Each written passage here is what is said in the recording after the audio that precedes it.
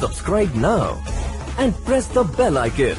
Never miss an update. Study की team आई है मलाडिस्ट में। हमारे साथ मौजूद हैं ओम प्रकाश मिश्रा जी, जो न्यूज फर्स्ट के एडिटर हैं और वकील भी हैं। आइए उनसे बात करते हैं परवेश शेख के मुद्दे पर, जो कि एक आपके पास एक कंप्लेंट आई है कि लोगों परवेश शेख जी जो हैं वो लोगों से अवैध वसूली करते हैं या फिर क्या नाम है कार्ड बनाने के नाम पर पैसा लेते हैं। तो इसके लिए आप क्या कहना चाहते हैं?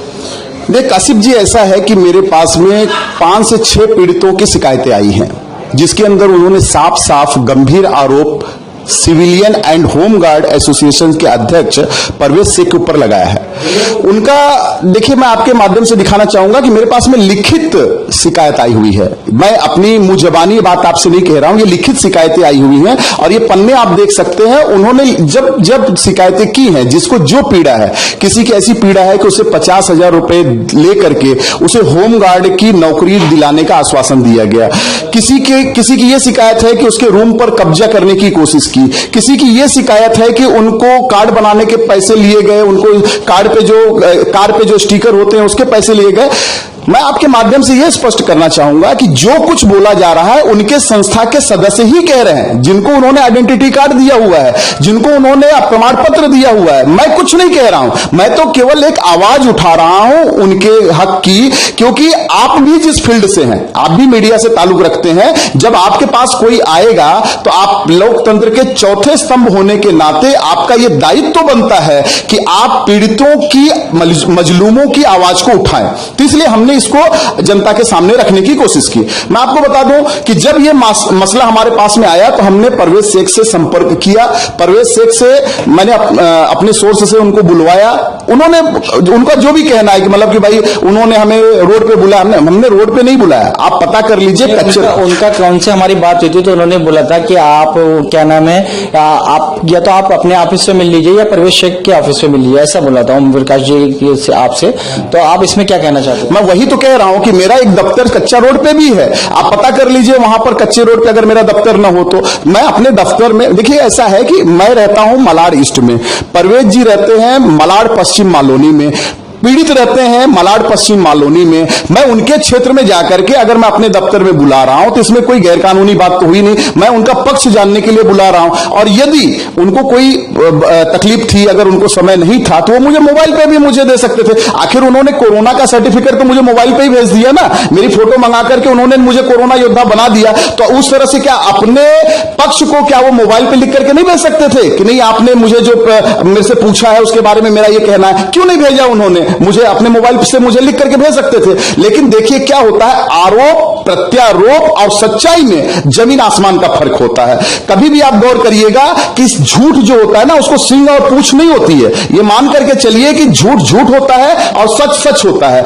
हमने जो भी आरोप लगाए हैं, मैं ओम प्रकाश मिश्रा वकील है, ओम प्रकाश मिश्रा न्यूज एडिटर है, ओम प्रकाश मिश्रा जो है वो एनजीओ का संचालक है, इसलिए आरोप नहीं लगा रहा हूं। ये मेरे पास में पीड़ित, ये बोलते ना पीड़ा आई हुई है, आप उन पीड़ित लोगों से पूछिए जिनके साथ में ये घटना घटित हुई है।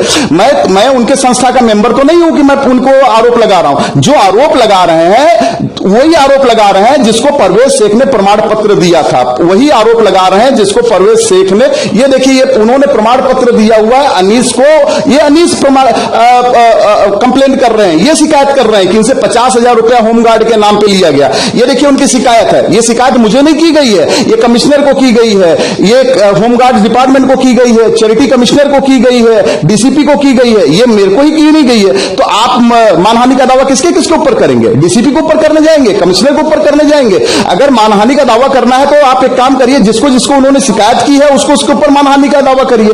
ये देखिए क्या होता है, ये बोलने वाली बातें हैं। मैं आपको बता दूं, ये प्रमाण पत्र देते हैं, इनके ऊपर आरोप लगा हुआ है। ये आइडेंटिटी कार्ड देते हैं, इनके आप आइडेंटिटी कार्ड के ऊपर इनके जो है आप नजर मारिए तो आपको समझ में आएगा कि ये लोगों को किस तरह से आइडेंटिटी कार्ड देते हैं। देखिए ये आइडेंटिटी कार्ड इन्होंने दिया हुआ है, जिसके ऊपर सिविलियन होमगार्ड तो बड़ा लिखा हुआ है, लेकिन वेलफेयर एसोसिएशन गायब है, वहां पे केवल WA है। मैं आपसे जानना चाहूंगा, मैं लोगों से पूछना चाहूंगा कि लोग जो मुझे देख रहे हैं, मेरी बातों को सुन रहे हैं, वो गौर फरमाइए कि आखिर सिविलियन होमगार्ड लिख करके WA लिखने का क्या मतलब हुआ। चलिए ठीक है, आपके पास में जगह नहीं थी, ऐसा तो होता नहीं कि यहां पे कार्ड एक दिन में बनता है, फिर उसके बाद में आपने इसके ऊपर कहीं पे भी ये नहीं लिखा हुआ है कि आपकी संस्था आपका रजिस्ट्रेशन कहां से है और रजिस्ट्रेशन नंबर क्या है। चलिए आपने वो भी नहीं लिखा, आपने इसके ऊपर गवर्नमेंट ऑफ इंडिया अप्रूव्ड लिखा है। मैं कानून जानकार होने के नाते मैं प्रश्न करता हूं, लोगों को मालूम है, एक आम नागरिक से भी पूछ लीजिए तो गवर्नमेंट ऑफ इंडिया किसे कहा जाता है? केंद्र सरकार को कहा जाता है। केंद्र सरकार से आपने कौन सी मान्यता ले रखी है कि आपने इसके ऊपर गवर्नमेंट ऑफ इंडिया लिखा?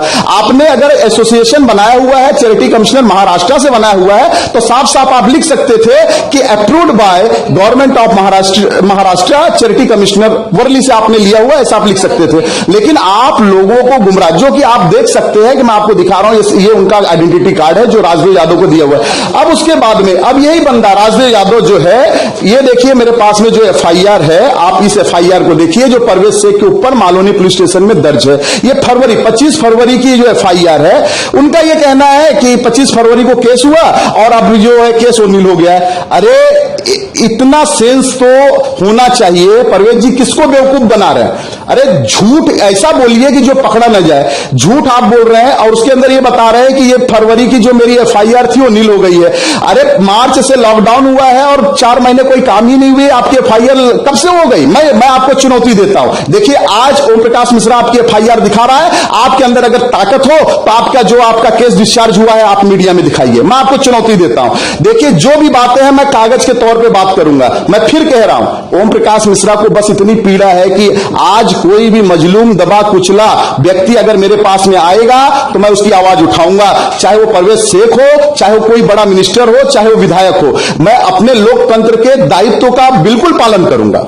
अच्छा मिश्रा जी, ओम प्रकाश मिश्रा जी, उन्होंने आपके ऊपर एक वो लगाया कि आप वहां पर गए थे और उनका ऑफिस जलाया और वहां पर एक लेडीज थी तो उनके सीने पे हाथ मारा, मतलब और भी काफी लोग थे आपके साथ, कुछ गुंडे लोग लेके गए थे, ऐसा परवेज शेख जी ने कहा। कासिम जी बहुत हास्यास्पद बात है, मैं आपको इसका उदाहरण देता हूं। जैसे कि मान लीजिए कि अगर उनके ऑफिस पे कोई जाता, पहली बात तो ये मैं आपको कह दूं कि मैं गया नहीं था और इनके ही लोग गए थे वहां पर, राजदेव यादव, अनीस और जो रहमान हैं, जो अंसारी हैं, जो 4-5 लोग जो विक्टिम हैं यहां पर मेरे पास में पीड़ा लेकर के उन्होंने अपनी शिकायत दी हुई है, वो लोग ही गए हुए थे।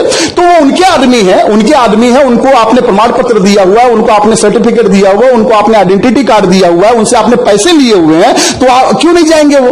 ये कोई किसी को वो तड़ी पार थोड़ी है, वो तो मतलब वो भारत के नागरिक हैं, मालोनी में रहते हैं, तो क्या वो अंबुजवाड़ी नहीं जाएंगे, वो मालोनी नहीं जाएंगे? सरकार ने उनको कोई पाबंदी लगाई हुई है क्या? वो जाएंगे।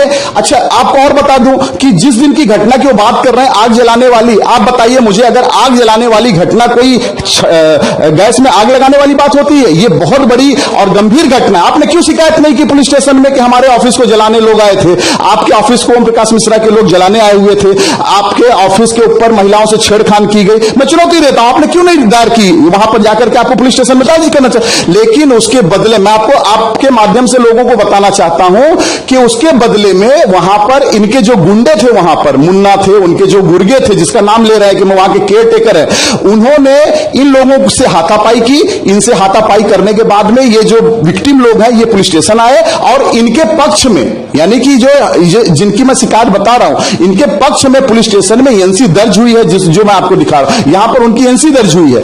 अब ये एनसी दर्ज होने के बाद में आप बताइए, पुलिस भी मान रही है कि परवेज शेख के लोग दोषी हैं, तो पुलिस भी मेरे से मिली हुई है, प्रशासन भी मेरे से मिला हुआ है, पीड़ित भी मेरे से मिले हुए हैं, मतलब ओम प्रकाश मिश्रा से सब मिले हुए हैं, सब ओम प्रकाश मिश्रा के गैंग के होल्डर हैं, मेरे मेंबर हैं और ये पाक साफ हैं, ये दूध के धुले हुए हैं। परवेज शेख जो है वो राजा हरिश्चंद्र है, कलयुग के राजा हरिश्चंद्र है परवेज शेख, इन्होंने कोई गलती नहीं की है। मैं एक ही चीज कहूंगा, जिनके घर कांच के होते हैं ना, वो दूसरे के घरों पे पत्थर नहीं मारा करते। परवेज शेख सबसे पहले आप अपने घर को सुधारिए, आपसे जो लोग नाराज हैं उनको आप मनाइए, उनकी जो पीड़ा है उसको दूर करिए, तब जाकर के आप दूसरों के ऊपर आरोप लगाइए। अच्छा, क्या हमारा लास्ट सवाल यह है कि वो आपके ऊपर मानहानि का दावा करने वाले हैं परवेज शेख जी, तो ओम प्रकाश मिश्रा जी, तो इस पे आप क्या कहेंगे?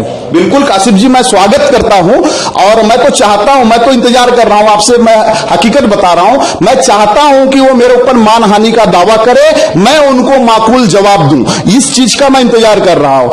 मैं लास्ट में केवल एक ही चीज कहूंगा, फानूसी बनकर जिसकी हिफाजत हवा करे वो सम्मा बुझ नहीं सकती जिसको हिफाजत खुदा करे। आज मेरे ऊपर वाले का साया है तो मुझे कोई कुछ नहीं कर सकता। हाँ, गलत का साथ मैं न दिया हूं न दूंगा, और जोर जुल्म की टक्कर में हमेशा ओम प्रकाश मिश्रा को आप आगे पाएंगे।